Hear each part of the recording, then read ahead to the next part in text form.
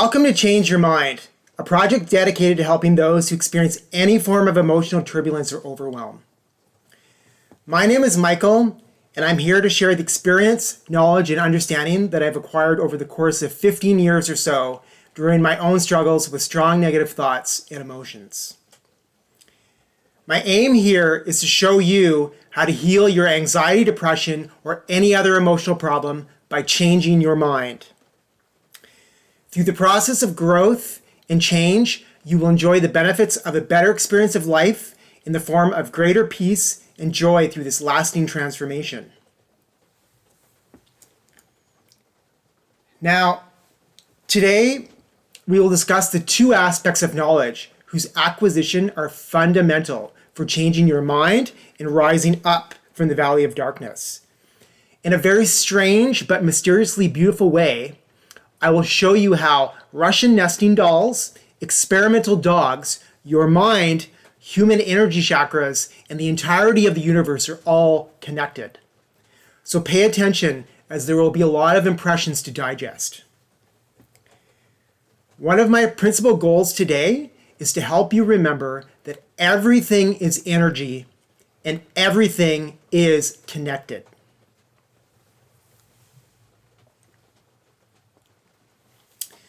There are two main branches of the tree of knowledge that are required learning for the experience of change and personal growth. Knowledge, like everything else in the universe, it's always growing and expanding and literally infinite in quality and magnitude. So somehow, we need to figure out how to hop onto this bucking horse right here and now, onto this beast of knowledge. So in a sense, we have to tame the wild beast in our minds before we can mount the steed. The two beasts that I suggest require taming are, number one, knowledge of self, also known as self-knowledge, and two, knowledge of the universe, also known as cosmology. These two branches of the tree of knowledge, when explored and expanded together, help broaden our understanding of the outer cosmos, or the world that we exist in, and the inner cosmos of our mind and states of being. This knowledge helps us define both our place and trajectory in this life, how we fit in, our purpose, where we are, why we're here, as well as how and where to head next. So, to start with, let's just do a bit of a thought experiment. Now, imagine that you are a dot. You are probably very often focused on the dot, because you think that you are the dot and that's all that matters. Self-knowledge refers to knowing the dot. But hey, just a minute, look around. The dot does not exist by itself. There is an infinite space around the dot that the dot is a part of. The dot is actually a part of that infinite space. The outlines and borders are actually an illusion created by our minds. Now, when we allow our minds to expand outwards and to consider everything that is outside of us first, then our consciousness radiates outwards to include everything and yields glimpses of truth, greater purpose, and infinite meaning. So what I'm trying to tell you is, stop focusing on the goddamn dot. Get outside of yourself. Now, the universe is the space that supports and nourishes the dot. Cosmology is the study of the space, everything that appears to be outside of the goddamn dot.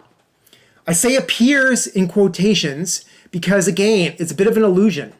The space also exists within you. What you perceive as you is actually both the dot and the space simultaneously. So think about that one for a bit, because at some point we're going to revisit this idea. But for now, just remember that one of our aims here is to increase both our level of self-knowledge, the dot, and knowledge of the universe, the space. Together, these two help create understanding.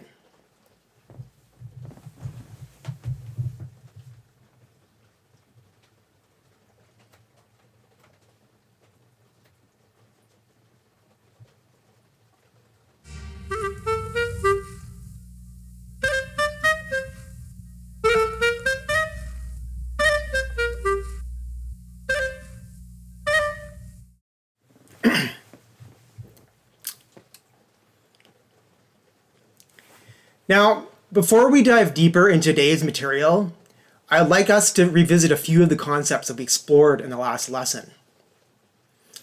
You'll find that I tend to repeat myself often, and please note that it is for your benefit for the purpose of helping you to remember.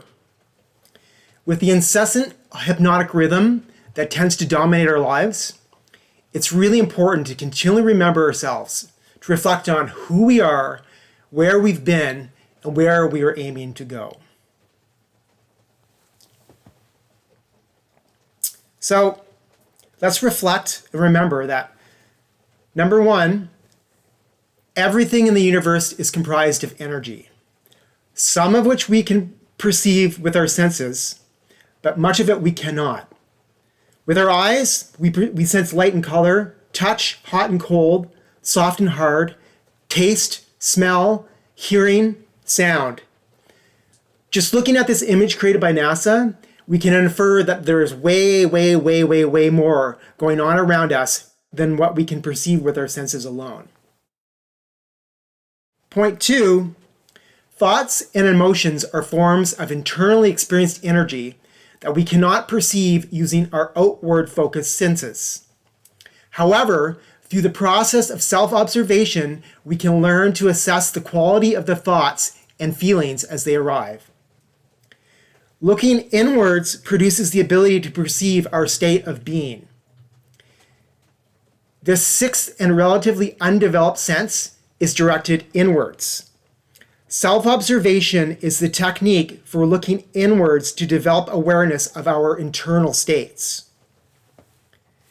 Third point to remember, life is a series of experiences that occur when outside events intersect with our internal state through the process of being.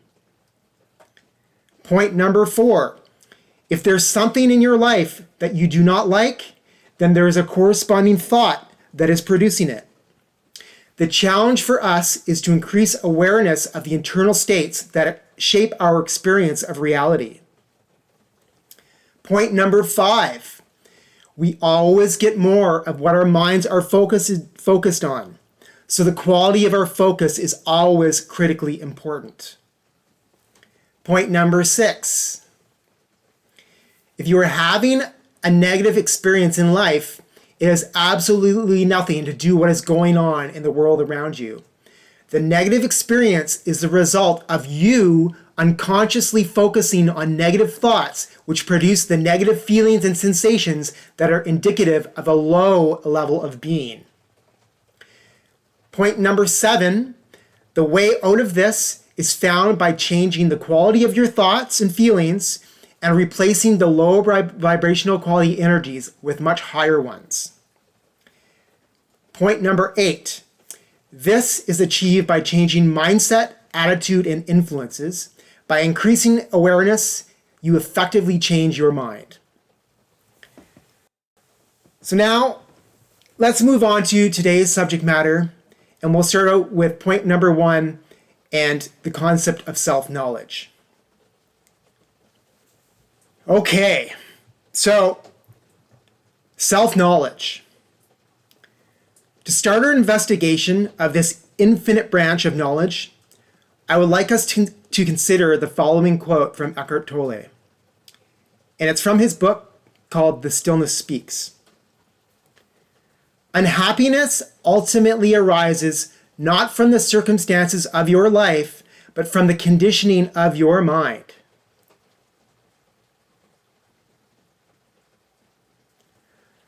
One aspect of self-knowledge that I would like you to begin considering is who you think you are.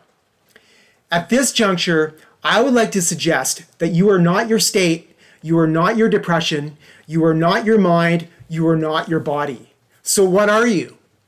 What do you believe about the idea called yourself in this moment? In simple terms, Eckhart indicates that unhappiness is a result of conditioning. So what exactly does he mean? To examine conditioning, we have to look in the direction of Russia during the 1880s. Now, in this place in time and space, there's this dude named Ivan Pavlov that, among other things, does a bunch of scientific experiments with dogs in order to understand behavior and learning. His basic question is, how do animals learn? And to briefly sum up what he found, you take a dog, you ring a bell, you feed the dog meat, you repeat it, you ring the bell, the dog anticipates food, it starts salivating. Before you know it, the dog salivates every time the bell is rung. The dog learns to associate bell ringing with food, and the physiological response to the bell is the production of saliva. Now, why do we care about this, you may be wondering? Well, the reason why we care is because in many ways, humans are not much different than dogs. That's why we keep them around and form strong relationship bonds with them. We can relate to each other because we are very, very similar. Although there are many interspecific relationships, that's relationships between different species, observable in nature, I would argue that the dog-human relationship is perhaps one of the most intimate ones. We've been living and working together with dogs for more than 50,000 years. And the reason for this is simple. Dogs and humans share the same basic brain structure.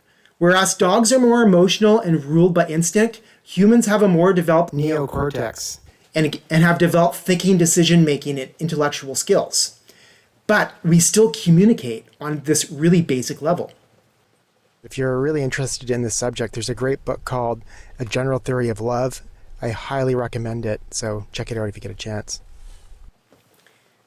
But at the most basic level, dogs and humans share a lot of similarities, specifically in the reptilian part or oldest part of our minds, which includes the instinctive, movement, and sex centers. Imagine yourself as a collection of earth materials animated by the energy of the sun. That's what an animal is. And our instinctive or autonomic function is largely done for us. Everything from breathing, heartbeat, digestion, immune system function, etc., etc.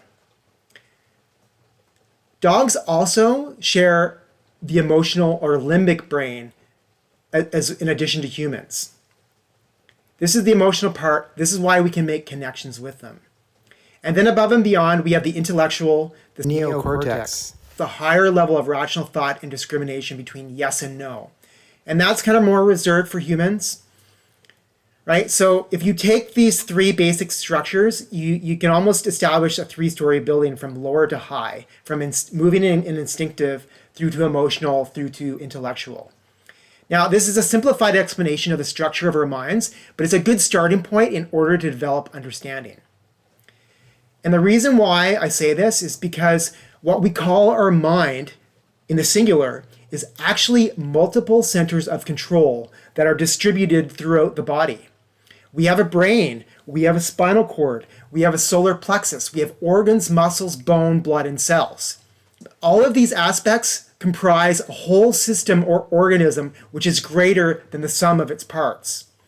If one understands this idea correctly, then from this perspective, the body is viewed as an extension or projection of the mind into space.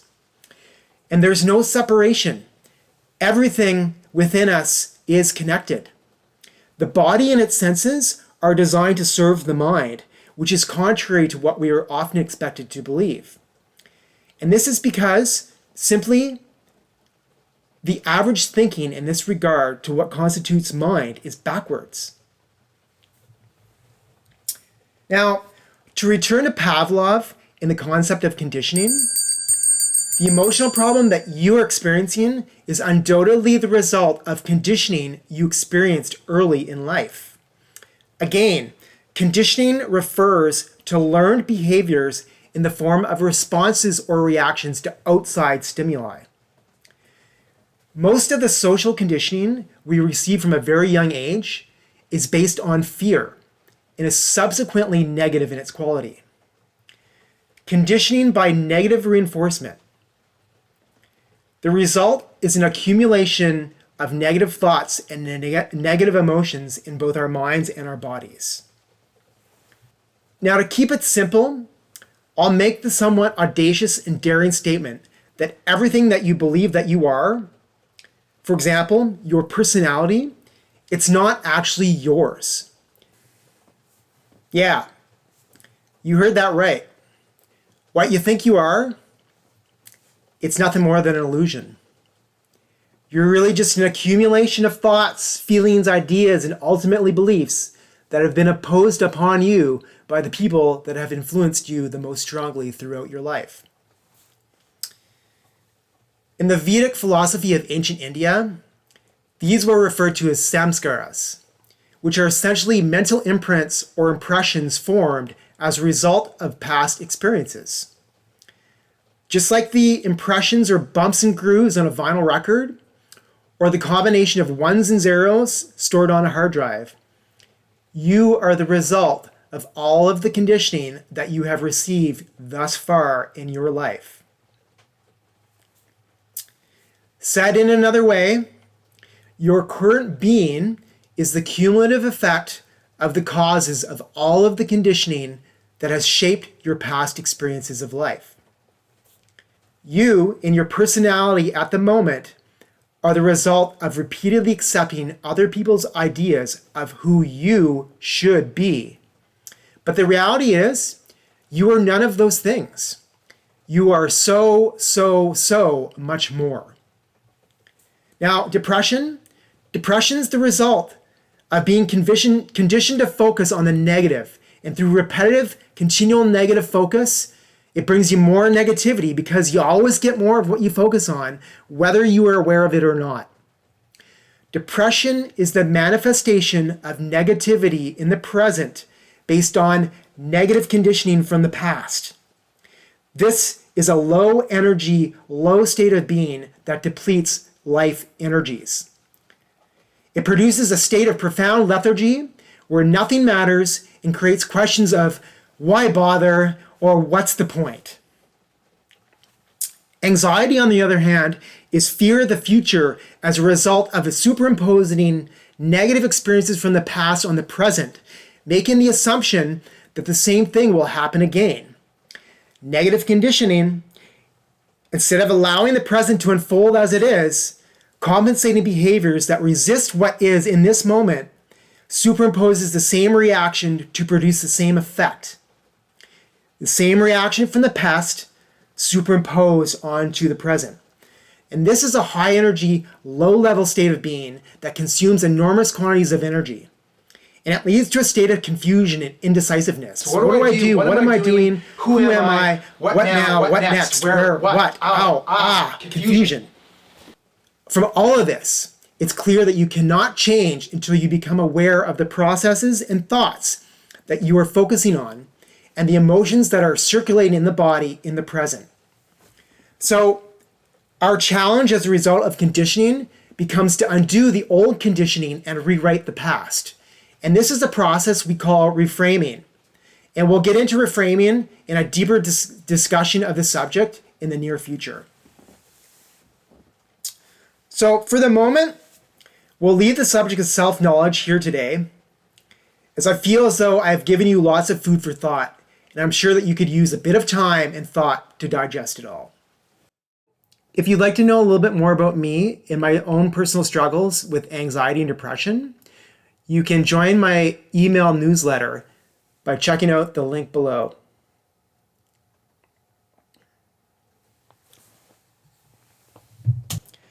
Let's move on to branch number 2. Let's move on to cosmology and our study of the universe. This is where shit gets really interesting. And I mean really, really interesting. Now, in order to bring us all up to the same level as a starting point, I'm going to zoom things way out to the scale of encompassing the entire universe, back at the beginning, back towards the Big Bang, so that we can really pinpoint where we are now in space and time, and in this moment here, you and me and every other human being on Earth. To really clearly understand where we are right now in this moment of space and time, we have to go all the way back to the beginning. And I'm going to do this for you graphically. And this device that I'm going to present to you now, it's called the Ray of Creation. And if you can imagine energy descending from the highest place of origin in the universe, coming down, and as it comes down, it condenses. It condenses like water as raindrops from a cloud. Matter precipitates out of energy as it cools and slows down. And this is the world. The world of matter that we live in, it's a very low form of energy, condensed to produce our experience of reality. So we'll go back up. Let's go back up. We go back up to the beginning.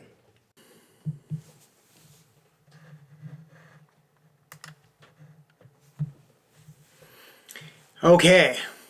Wow. The ray of creation. The way to think about this, I'm going to give you some very graphic illustrations of what the concept is. But if you imagine a ray coming down from the origin in time and space, from when the universe first formed, imagine the universe as an infinitely growing tree upon which one very small, unique branch, all of organic life and human civilization exists upon.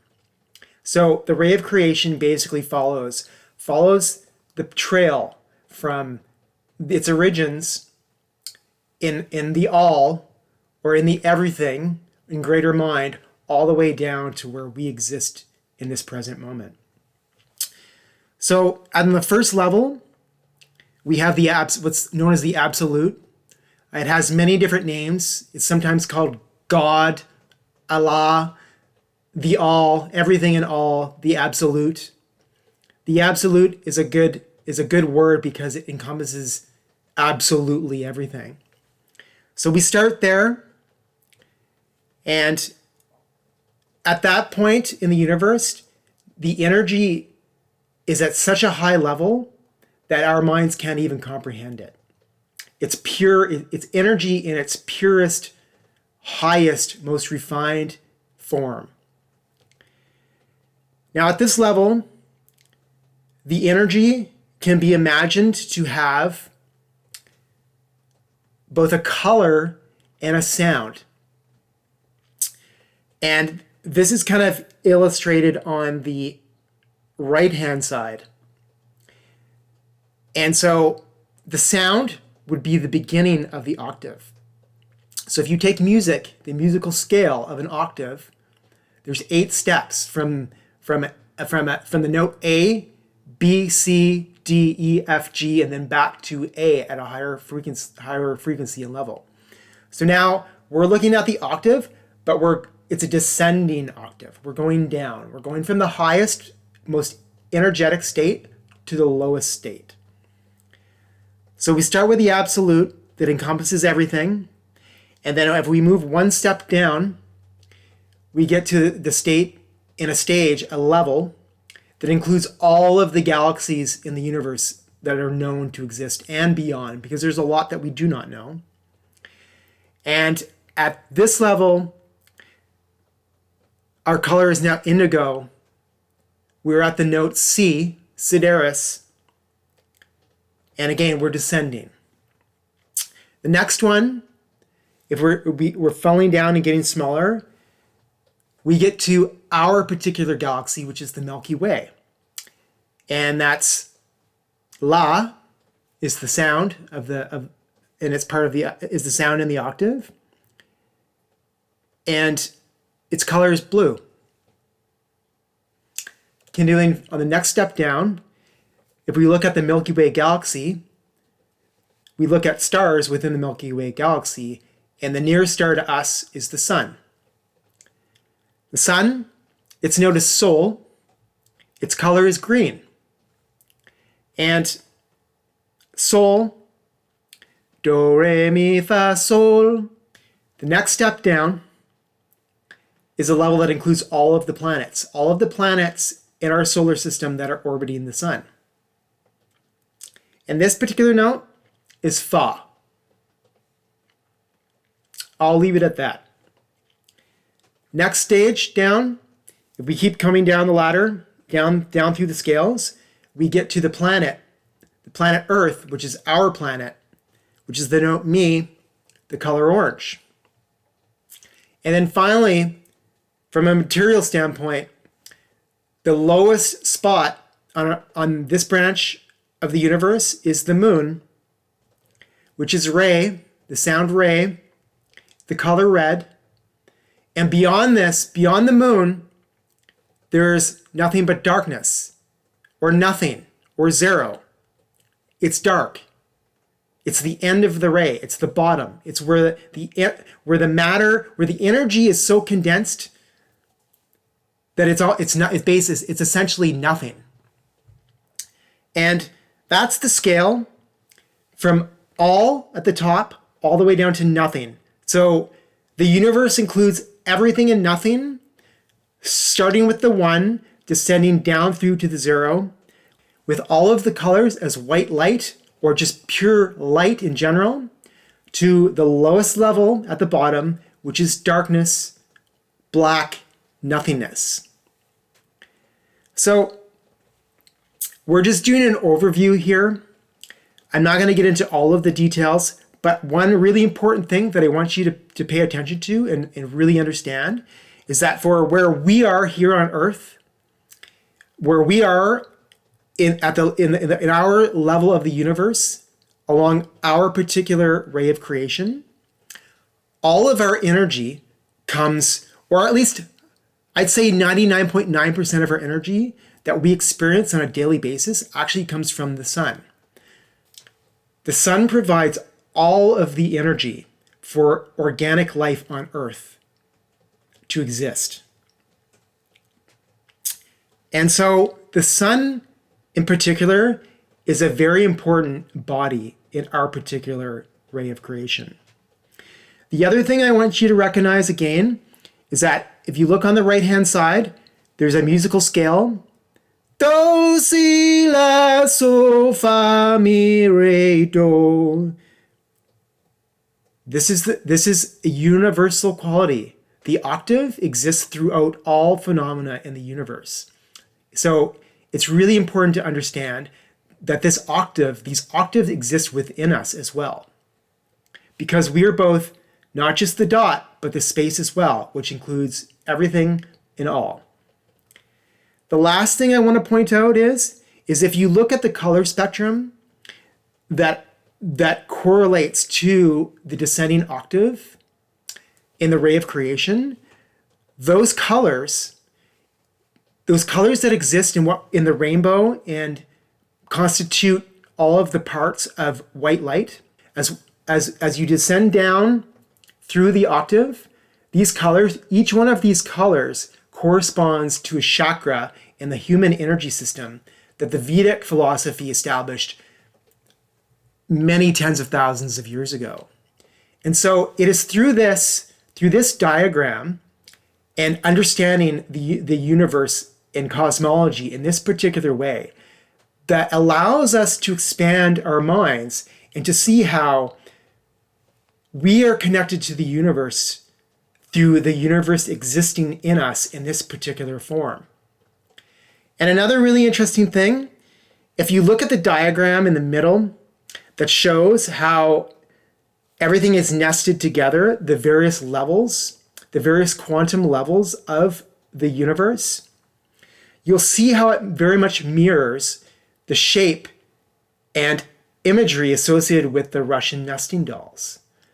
So it's really interesting is that these dolls weren't actually created as a plaything. They were actually created to help explain and to help others understand how, as a little tiny individual, we exist in a greater whole, and that we are part of that. And it is not only we are not in it, it is within us. And so I'm gonna leave this here today. I think we've covered a lot of ground. We've gone through from the dot and knowing thyself through to the space in cosmology. And it's a lot to take in. So we'll leave it there. But next time, the next episode, what we'll really get into is we'll get into the concept of reframing and how to go back into our old habits and behaviors, our conditioned responses, how to get into those and how to change them so that we can move forward with a sense of freedom and liberation from our past. So until next time, thank you for being here. Once again, Your presence is truly a gift. And yeah, we'll see you soon. Bye.